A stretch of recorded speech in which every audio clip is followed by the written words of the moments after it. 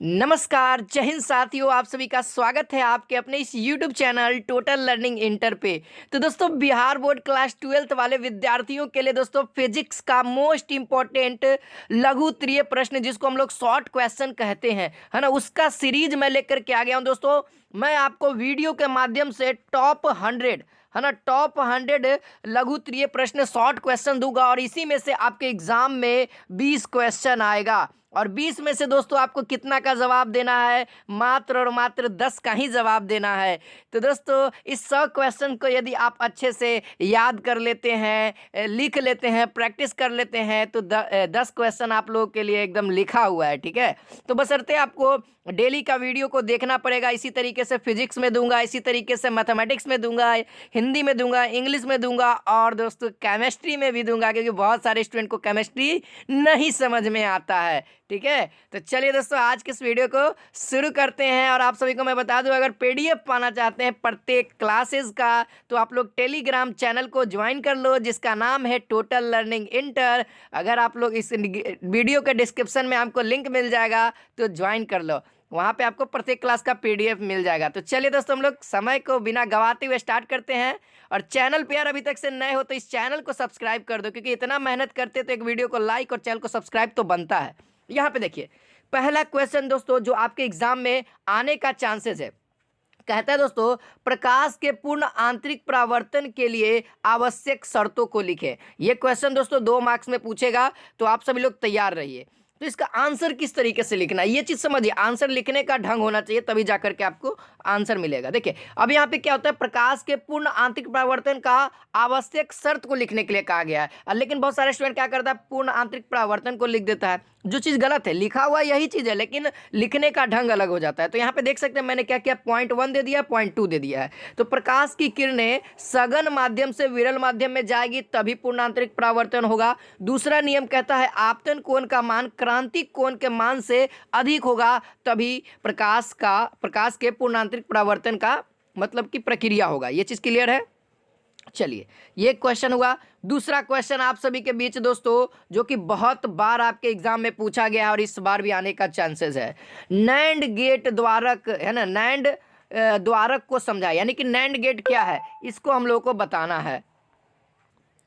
तो यहाँ पे देख सकते हैं, पहला पॉइंट मैंने लिखा है दोस्तों, जब एंड गेट, या आप लोग द्वारक भी लिख सकते हो, कि आउटपुट को नॉट द्वारक के इनपुट के साथ जोड़ा जाता है, तब नैंड द्वारक बनता है। ठीक है, यानी कि कहने का मतलब एंड और नॉट को मिला देंगे तो क्या बनेगा, नैंड गेट बनेगा। फिर उसके बाद दूसरा है दोस्तों लॉजिक चिन्ह। तो ये चीज़ आप लोग फोटो पेंसिल से बनाना, ताकि आपको मार्क्स भरपूर मिले।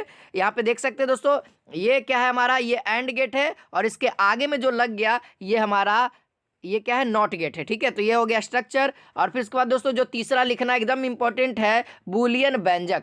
तो y बराबर a डॉट बी हमारा किसका है, एंड गेट का, और ऊपर में बार लग गया, ये हमारा है नैंड गेट का। दोनों को मिक्सिंग कर दिए तो हमारा हो गया नैंड गेट। ठीक है, अब देखिए तीसरा क्वेश्चन आपके एग्जाम के लिए मोस्ट इंपॉर्टेंट है।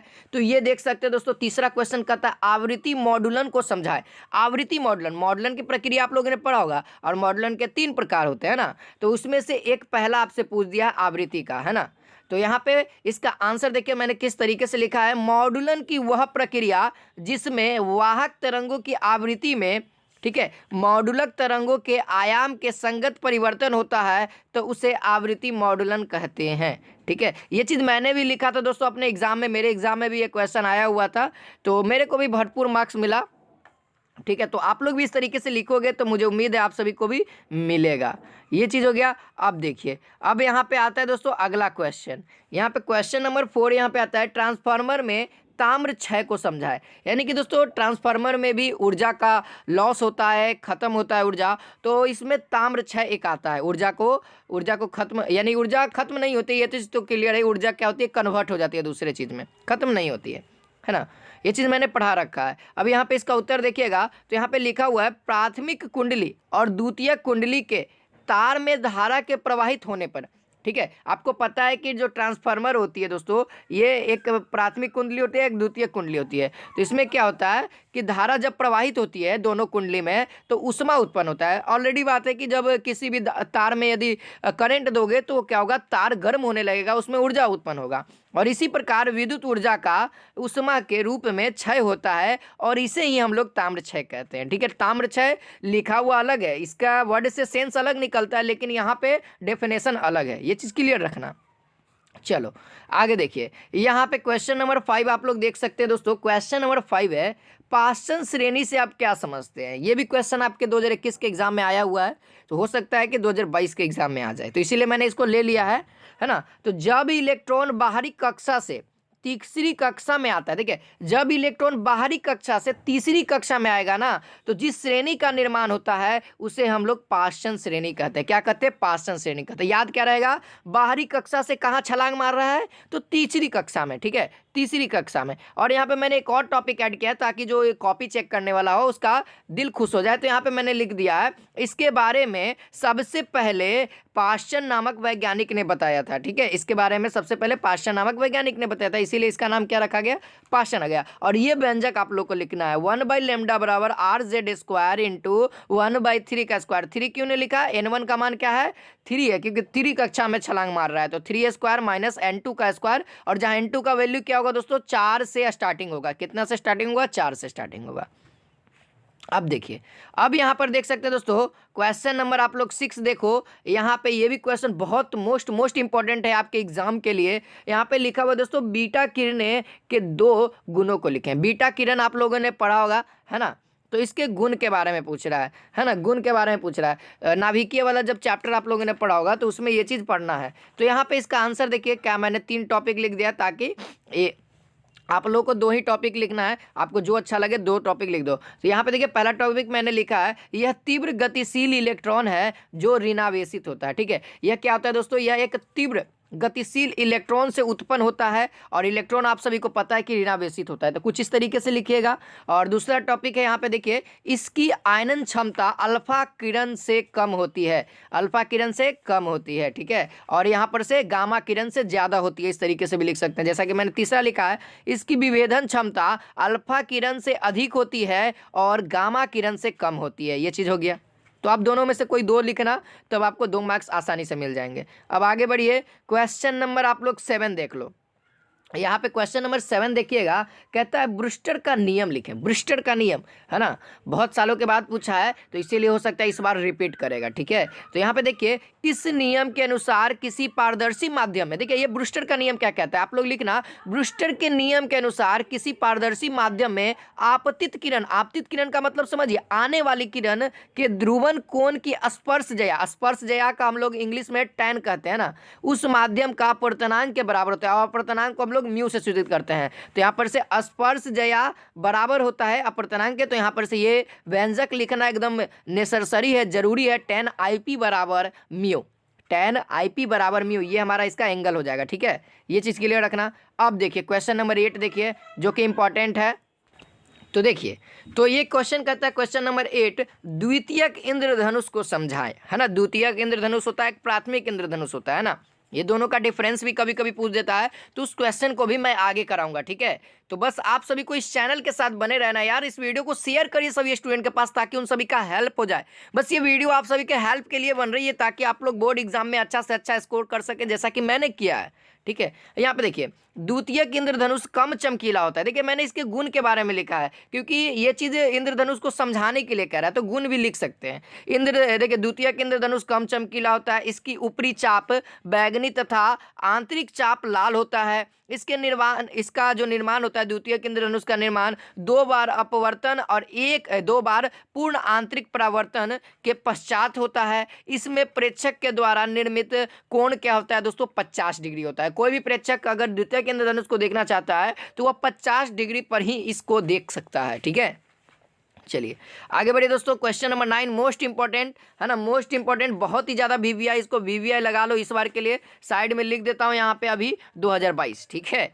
चलो इसका आंसर हम लोग देखते हैं दोस्तों। तो ये कहता है क्वेश्चन, अर्धचालक से आप क्या समझते हैं, अर्धचालक किसे कहते हैं। तो देखिए इसका आंसर मैंने क्या सटीक लिखा है, वैसा पदार्थ जिसमें संयोजी बैंड तथा चालन बैंड के वर्जित ऊर्जा अंतराल की चौड़ाई कम होती है। क्या होती है दोस्तों, संयोजी बैंड और चालन बैंड के वर्जित ऊर्जा अंतराल की चौड़ाई कम होती है, उसे अर्धचालक कहते हैं। देखिए ये चीज़ आप दो तरीके से अर्धचालक को प्रदर्शित कर सकते हैं अपने एग्जाम में, एक आप बैंड के थ्रू कर सकते हैं, एक आप चालकता के थ्रू कर सकते हैं। तो आपकी मर्जी, आप दोनों में से कोई पे भी कर सकते हो। चालकता भी आपको पढ़ाया गया होगा, ठीक है, लेकिन ज़्यादातर बेस्ट रहता है बैंड वाला पे, संयोजी बैंड और चालन बैंड। और फिर इसके बाद दोस्तों हम लोग को क्या बता देना है, कुछ एग्जांपल्स दे देने, जैसे सिलिकॉन हो गया, SI, जर्मेनियम हो गया, GE ETC वगैरह कर देना इत्यादि, ठीक है। चलिए अब देखिए अगला क्वेश्चन देख लीजिए। क्वेश्चन नंबर 10 आपके लिए आ गया है, कहता है विद्युत चुंबकीय तरंग क्या है। विद्युत चुंबकीय तरंग क्या है, तो यहाँ पे इसका आंसर मैंने लिखा है, किसी विद्युत परिपथ में उच्च आवृत्ति के विद्युत दोलन, ठीक है, उच्च आवृत्ति के विद्युत दोलन उत्पन्न होने पर परिपथ में तरंगों के रूप में ऊर्जा का संचरण चारों ओर से होने लगता है।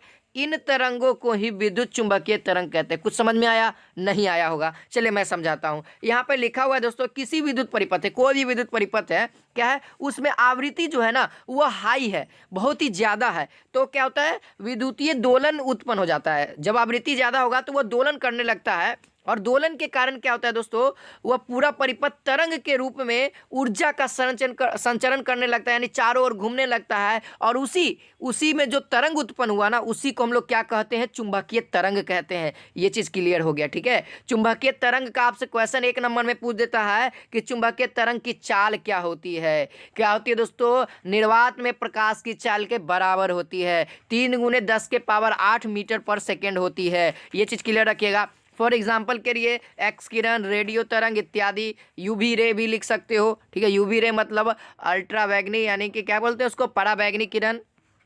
चलिए अब देखिए क्वेश्चन नंबर 11। क्वेश्चन नंबर 11 यहाँ पे देख लीजिए दोस्तों, कहता है विद्युत क्षेत्र की तीव्रता से आप क्या समझते हैं। विद्युत क्षेत्र की तीव्रता से आप क्या समझते हैं। तो ये चीज़ देखिए, ये जो आंसर है ना, ये आपका विद्युत क्षेत्र का केवल इतना का लिखा हुआ है, और ये वाला आंसर आपका ये पूरा लिखा हुआ है, ठीक है। तो पहले हम लोग इसका आंसर देख लेते हैं। तो विद्युत क्षेत्र में किसी एकांक आवेश पर लगने वाला बल, ठीक है, विद्युत क्षेत्र में किसी एकांक आवेश पर, क्या है, एकांक आवेश पर लगने वाले बल को हम लोग क्या कहते हैं दोस्तों, विद्युत क्षेत्र की तीव्रता कहते हैं। और इसे हम लोग ई वेक्टर से सूचित करते हैं। ये चीज़ लिखिएगा तो आपको नंबर 2 में 2 मिलेगा, ये चीज़ क्लियर रखिए, ठीक है। और यहाँ पे इसका व्यंजक हम लोग लिख देंगे, ई वेक्टर बराबर F vector by Q not, है ना।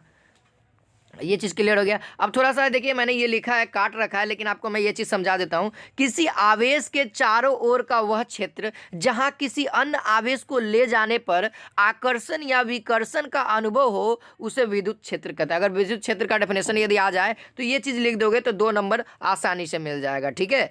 तो किसी आवेश का, कोई भी एक आवेश हो, नेगेटिव हो चाहे पॉजिटिव हो, ये मान लो कि ये Q है, कोई भी आवेश है, मान लो ये पॉजिटिव है, ठीक है, और इसका एरिया कोई ना कोई एरिया होगा। इस एरिया को पता करने के लिए हम क्या कर रहे हैं, एक और आवेश ला रहे हैं, जो कि इसमें आएगा तो पता लगेगा ना कि मतलब कि सटेगा। अगर सजातीय होगा तो विकर्षित करेगा, विजातीय होगा तो सटेगा, यानी अगर ये प्लस होगा तो और ये प्लस होगा तो एक दूसरे को दूर भागेगा। और ऐसा एक बॉन्डेड एरिया होगा कि यहाँ पर ही से ही दूर भागेगा, न कि यहाँ पर ही से, ठीक है। तो उस क्षेत्र को, उतना दूर के क्षेत्र को हम लोग क्या कह देंगे, विद्युत क्षेत्र कह देंगे, ठीक है। तो उम्मीद है दोस्तों ये वीडियो अच्छी लगी हो तो दोस्तों फिर से मिलते हैं नेक्स्ट वीडियो में नेक्स्ट इंपॉर्टेंट क्वेश्चन के साथ। तो यार वीडियो को लाइक करो, चैनल पे नए हो तो यार प्लीज़ चैनल को सब्सक्राइब करो। जय हिंद, जय भारत।